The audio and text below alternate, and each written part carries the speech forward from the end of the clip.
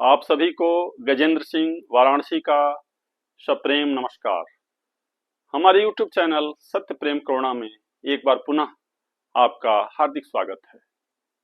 आज हम चर्चा करने जा रहे हैं एक ऐसे व्यक्तित्व का जिसने पूरी मानवता को धन्य कर दिया। उनकी कृति सनातन धर्म के लिए मील का पत्थर साबित हुई। उनके ग्रंथ की लोकप्रियता का अंदाजा आप इसी से लगा सकते हैं कि विश्व की लगभग सारी भाषाओं में उसका अनुवाद हुआ है। आज भी कोई ऐसा व्यक्ति नहीं होगा देश में जिसको उनकी कृति की कुछ पंक्तियां याद न हो। उनका अवतरण ऐसे समय में हुआ जब देश में मुगलों का आतंक था, आस्था के केंद्रों पे प्रहार हो रहा था, धर्म परिवर्तन के प्रयास किए जा रहे थे और सनातन धर्म हिंदू धर्म से संबंधित जो भी ग्रंथ थे वह संस्कृत भाषा में लिखे गए थे जो काफी क्लिष्ट थे। कोई ऐसा धर्म ग्रंथ उपलब्ध नहीं था जो आम लोगों की बोलचाल की भाषा में हो। जी हाँ, मेरा इशारा आप समझ गए होंगे। मैं आज बात करने जा रहा हूं संत शिरोमणि गोस्वामी तुलसीदास पे। वीडियो प्रारंभ करें, अपनी बात शुरू करें उससे पहले आपसे एक सादर अनुरोध है, कृपया अंत तक बने रहें, तभी आप जो है इस पूरी कहानी को, तुलसीदास के कृतित्व को, उनके संघर्ष को आप समझ पाएंगे। उनकी देन पूरी मानवता के लिए एक अमूल्य भेंट है, अतः आप मेरे साथ अंत तक बने रहें। गोस्वामी तुलसीदास का जन्म 1511 ईस्वी में चित्रकूट जिले के राजापुर नामक ग्राम में हुआ था। कुछ विद्वान उनका जन्म स्थान सोरो को भी बतलाते हैं। एक प्रतिष्ठित ब्राह्मण परिवार में गोस्वामी जी का जन्म हुआ था। उनके पिता का नाम आत्माराम दुबे एवं माता का नाम तुलसी था। कहा जाता है कि तुलसीदास जी 12 महीने तक मां के गर्भ में थे और जब पैदा हुए तो उनके मुख में 32 दांत थे। उनका कद काठी ऐसा लगता था जैसे 3-4 साल का बालक हो। और जन्म के साथ ही ये भी जनश्रुति है कि वो रोए नहीं, बल्कि राम का उच्चारण उन्होंने मुख से किया। ज्योतिषों को बुलाया गया, उन्होंने देख करके बताया कि मूल नक्षत्र में बालक पैदा हुआ है और इसका जन्म लेना जिस नक्षत्र में पैदा हुआ है वह शुभ नहीं है। आने वाले समय में कई अशुभ घटनाएं घटित हो सकती हैं। और बचपन में ही तुलसीदास ने अपने माता पिता को खो दिया। उनका पालन पोषण चुनिया नामक दासी ने किया। कहते हैं कि 5.5 साल के जब तुलसीदास जी थे तो चुनिया का भी देहांत हो गया। अब वह दर दर भटकने लगे, भिक्षा मांग करके जीवन यापन करते थे। उसी समय माँ पार्वती का उन पर ध्यान गया और उस बालक पे वो जो है मोहित हो गई। अपना आशीर्वाद देने के लिए उसके पास पहुंची और यदा कदा कदा अपने हाथ से भोजन कराती थी। कुछ समय पश्चात तुलसीदास जी नरहरि दास के संपर्क में आए। उन्होंने जो है उनको सोरो नामक स्थान पर पहली बार राम कथा सुनाई। उसके बाद से तुलसीदास जी को लेकर के वह अयोध्या चले आए। वहां पे उनका यज्ञोपवीत संस्कार हुआ।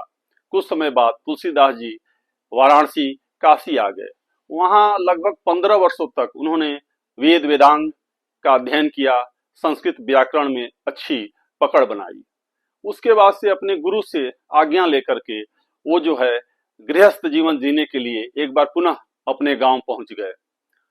वहां वो लोगों को राम कथा और अन्य धार्मिक पौराणिक कथा सुनाया करते थे। इसी दौरान उनका विवाह एक बहुत ही सुंदर कन्या से रत्नावली से हुआ। तुलसीदास जी को पहली बार किसी का प्रेम प्राप्त हुआ और पत्नी से वो बहुत प्रेम करने लगे। उससे बहुत उनकी आसक्ति बढ़ गई।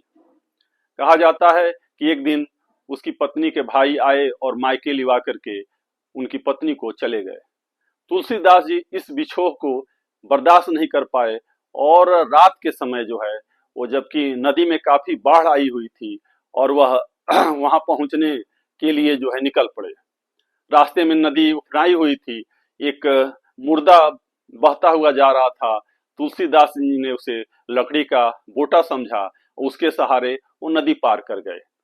सामने जब गए तो मकान में दरवाजा बाहर से बंद था, तो फिर पीछे के रास्ते से, कहानी बड़ी अद्भुत है, एक बहुत बड़ा अजगर सर्प लटक रहा था, उसी के सहारे वो छत पर चढ़ गए और फिर पत्नी के पास पहुंच गए।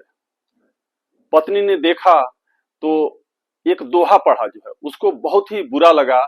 इस समय रात का करीब 12-1 बज रहा है, इस समय जो है ये हमारे कमरे में आ गए, लोग देखेंगे, जानेंगे परिवार के लोग तो क्या सोचेंगे। और उसने जो है 2 लाइनें तुलसीदास को सुनाई, जिससे उनका पूरा जीवन ही बदल गया। उसने कहा, रत्नावली ने कहा, वो भी काफी विद्वान थी, उसने कहा कि अस्ति चर्म मय देह यह, तामे ऐसी प्रीत, ऐसे हो श्री राम में तब काहे भवभीत। यानी हाड़ मांस के शरीर में आपको इतनी आसक्ति है, इतना प्रेम है, अगर इतना प्रभु श्री राम में, भगवान राम में होता तो आप भवसागर से पार हो जाते। इस लाइन को सुनने के बाद से तुलसीदास जी के शरीर में जैसे बिजली कौंध गई हो। पूरा उनका शरीर, पूरा एक तरह से अस्तित्व को इस लाइनों ने झकझोर दिया। वह पलटे वहां से और फिर जो है पीछे मुड़ करके नहीं देखा, और वहां से वह प्रयाग आए। प्रयाग आने के बाद से उन्होंने गृहस्थ जीवन का त्याग कर दिया और साधु साधु का भेष बना करके वह रहने लगे। जो है प्रयाग के बाद से जो है फिर वह उनका काशी आगमन हो जाता है। वहां वह गंगा के किनारे लोगों को राम कथा अपने जो गुरु जी द्वारा सुनी हुई थी वह उनको सुनाते थे। स्नान, नित्य सुबह में स्नान करते थे, टहलने जाते थे। इसी दौरान उनकी निगाह एक पेड़ पर पड़ी, बबुल का पेड़, जो प्रायः मृत प्राय हो गया था, सूख रहा था। वह एक एक लोटा जल जो है उस पेड़ पर, जो है उस पेड़ की जड़ में रोज जो है चढ़ाने लगे। कुछ दिनों के पश्चात ही वह पेड़ जो है हरा भरा हो गया। एक दिन जब वह जल चढ़ा रहे थे तो उस पर से एक प्रेत का निवास था, वह प्रकट हो गया। और प्रेत ने कहा कि महात्मा जी, आपके जल चढ़ाने से मेरा आवास बच गया, पेड़ पुनः हरा भरा हो गया, मैं आपसे बहुत प्रसन्न हूँ। अगर कुछ मेरे लायक कुछ सेवा हो, कुछ मुझसे मांगना चाहते हो तो मांग लीजिए। गोस्वामी जी ने कहा कि मुझे राम जी के अलावा, भगवान राम के अलावा कुछ और नहीं चाहिए। भगवान राम कैसे प्राप्त हो, अगर कोई आप उपाय बस बता सके तो बता दीजिए। तो प्रेत ने बताया कि जब आप राम कथा कहते हैं तो वहां नित्य हनुमान जी का आगमन होता है। वह सबसे पहले आते हैं और सबसे बाद में जाते हैं, और आप जो है हनुमान जी को अगर कृपा हो जाए तो राम दर्शन जो है सुलभ हो जाएगा। उसके बाद से गोस्वामी जी अपनी कथाओं में जो है ध्यान देने लगे, और एक व्यक्ति जो कि कथा समाप्त होने के बाद ही बैठा था, बूढ़ा सा व्यक्ति था, कंबल ओढ़े जो है, और गोस्वामी जी को लगा कि यही हनुमान जी हैं। वह जाकर के उनका पैर पकड़ लेते हैं, कहते हैं भगवान, मैंने आपको पहचान लिया है, आप हनुमान जी हैं, कृपया मुझे राम जी का, भगवान राम का दर्शन करा दें। हनुमान जी उनको आश्वासन देते हैं, और उसके बाद से वह कहते हैं कि आप जो है प्रयाग चले जाइए। तुलसीदास जी हनुमान जी की बात को मान करके प्रयाग चले जाते हैं। प्रयाग से फिर वह चित्रकूट पहुंचते हैं और वहां पे रहने लगते हैं।